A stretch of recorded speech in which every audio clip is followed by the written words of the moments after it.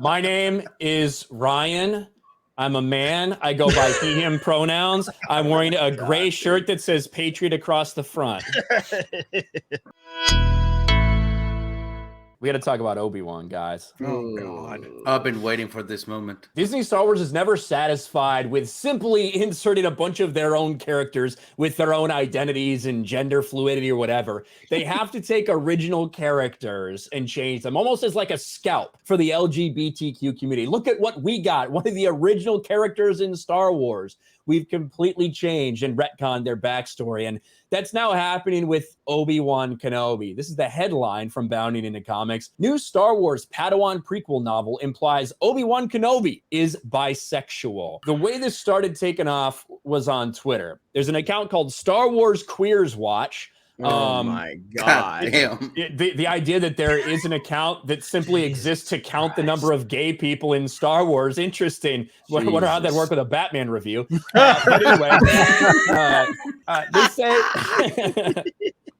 they say, Padawan, you might have heard by now, but queers. Obi-Wan himself is arguably bi/pan, arguably on the ace spectrum or demisexual, definitely queer. There's also a non-binary character, their girlfriend, an MLM dude, and an ace girl. So let me translate for all the normal people in chat that don't know what the fuck these things mean. MLM is a man-loving man.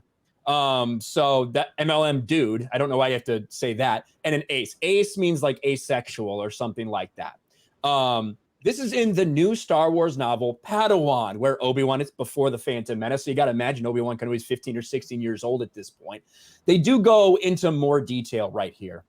Obi-Wan's story in Padawan is one of self-discovery in a cute, relatable scene where Obi tries to figure out his attraction. Any gender goes, but he's not sure if romance is for him at all.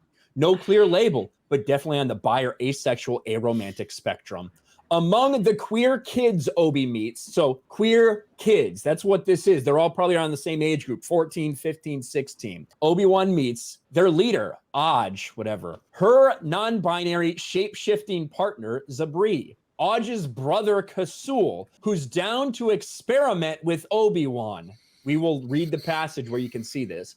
And Mem, a girl who's not down for romance or attraction at all. Queerness in this book feels very casual, and I love it. And you might think that's just some freak online, some weirdo that's interpreting it that way and maybe taking something that's pretty ambiguous and putting their spin on it. But here they tag the author, Kirsten White. Kirsten White responds, "Thank you so much. It was such a genuine honor to get to write part of Obi-Wan's story." This is a confirmation from the author that everything this person said is absolutely 100% correct, which means Obi-Wan is being portrayed as some sort of ambiguous bisexual person in this new story. Now, before we even read this, Jeremy, who you didn't know anything about this before I pulled up this story, what's your fucking reaction to this? I've said a lot of mean things about people involved with Star Wars, and I would like to apologize for not being absolutely more ruthless on these fucking pieces of shit. Fuck every single person affiliated at Lucasfilm. Fuck you if you work there. Fuck everybody. I fucking hate the people involved with Star Wars. I despise them. They are horrible fucking people. They are disgusting, and they're going to continue to hire freaks like this into the equation. I will not ever stop roasting these pieces of shit until this thing is dead in the ground and the Rippaverse is the one standing on the fucking corpse. Fuck these pieces of shit. This is so next level. But all it does is it confirms every fucking thing we have been saying about these pieces of shit. And everybody that tries to say, oh, they're being too harsh. No, we were being truthful. And sometimes the truth might fucking hurt, but that is what we have been saying for the past several years now. These people are demented and twisted, and their idea is to indoctrinate children. That's what they are doing. That's it, their entire goal. Sick fucking freaks. That's my thoughts on it. This paragraph is kind of what highlights a lot of this stuff. They're talking about relationships and romantic involvement and stuff like that as Obi-Wan witnesses all these people having relationships who, again, are likely underage in typical Disney fashion. But he talks to Kasul, the man-loving man. Not many choices around here. I don't think love's in my future either, and I'm fine with that. As long as I have the power to keep my family safe, that's enough for me. Though I will admit, I've been curious about kissing and why Aj and Zabri enjoy it so much. So if you're ever curious too, let me know. Obi-Wan blushed. I will let you know. I mean, not that I will do that right now with you or anyone. And then it goes into kind of his headspace thinking about, I wonder, maybe I don't want to kiss anyone, or maybe I want to kiss all of them. It is some weird shit. And again, the fact that this author replied here, like to this person, that is the right interpretation of what they're seeing. Now, the idea that Obi-Wan could be asexual, aromantic, I don't think that makes any sense because, again, he's in a relationship in Clone Wars with the Duchess of Mandalore, Duchess Satine. So unless you're telling me your sexuality is a choice, which I don't think you want to go down that road, even though I would love to. But dude, this is an absolute mess. This is a nightmare, but this is Disney Star Wars. This is the audience they've cultivated. They are writing, they're people that have been doing like fanfics and ships with like Obi-Wan fucking Commander Cody or Anakin or whatever. These are the freaks that they're catering to now. These are the freaks that are writing Star Wars because it's not Star Wars anymore. It is truly unbelievable that anybody doesn't see right through this at this point in time. It really is. And it's as obvious as day. These people don't deserve to have the positions they're having, but they've been elevated by identity politics and social justice propaganda. And again, that's all Star Wars is. Like, you got to get to a point where either laugh at it, roast it, meme it to hell, or just completely move on from it.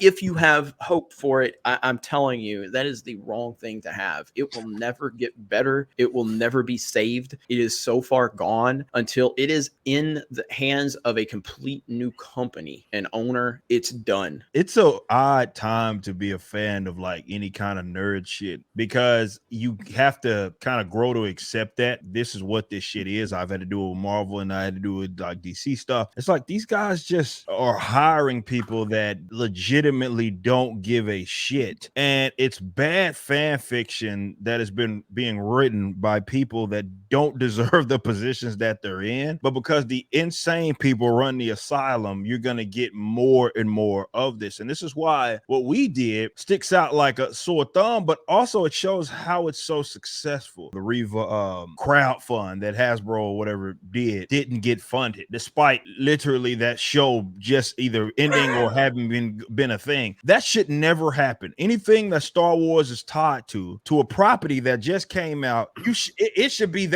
having to cap it. Not that, okay, we can't get it fun. They should be needing to cap that shit because people are falling over themselves to spend however much the money is to a property as such. But it's not what you get. It's catering to, and I know I've mentioned this before, Ryan's mentioned it plenty of time, to a group of folks that don't even have like capital like that. Like they don't have money. They're really limited to places like Twitter and TikTok and stuff that they'll signal about it. They'll retweet each other. They'll sit up here and gossip girl shit. But when it comes to actually putting money into something, that's not really the demographic that does that. It's generally people, and now you see how these companies simply cannot exist without the funding of folks that, let's say, are on our line of thinking, not ideologically, just where we're at, like as far as seeing pop culture, nerd culture, or whatever it is for what it is. Doesn't matter where you call yourself on the political spectrum. They need folks like ourselves to fund and uphold them, because when they don't have access to that, you see what happens. It falls on its face. A lot of these people, these creatives that attempt to like leave that structure and they go do their own stuff, they generally can't get funding. They can't do anything. Nobody's really backing it. And it's because they're simply catering to a demographic of weirdos that are broke as fuck. I think we can all agree on is the fact that whoever you decide to sleep with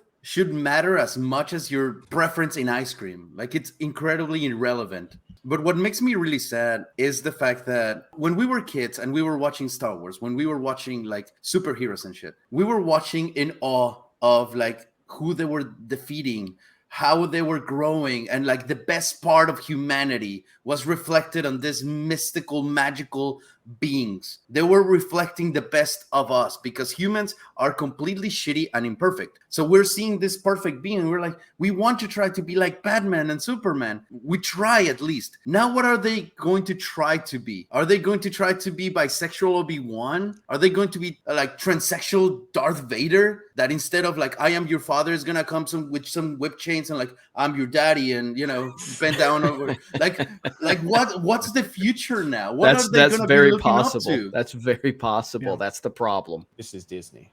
This is Disney. And we've heard from their executives this is who they are. Oh yeah, This they is told them. They They haven't have did shit. told you. They have told We have a not so secret gay agenda. And Yeah. we've found that it's a lot more easy to push this on children because there's so much more, like they can be influenced so easy. They said it. What kind of Disney concentration camp did Obi-Wan go to in this? Where you have like 5 people. One of them's asexual. One of them's a man-loving man. One of them's non-binary. And one of them's normal, I guess. I don't know. It's really weird that he just happened to run into this crew of characters. You know, I have to give mad props to Alex Jones. We used to laugh at Alex Jones saying that the frogs were gay. They're making rocks gay. Like that's where we are as a society. Like rocks are fucking gay. If Alex Jones told me KK was fired, I'd believe it.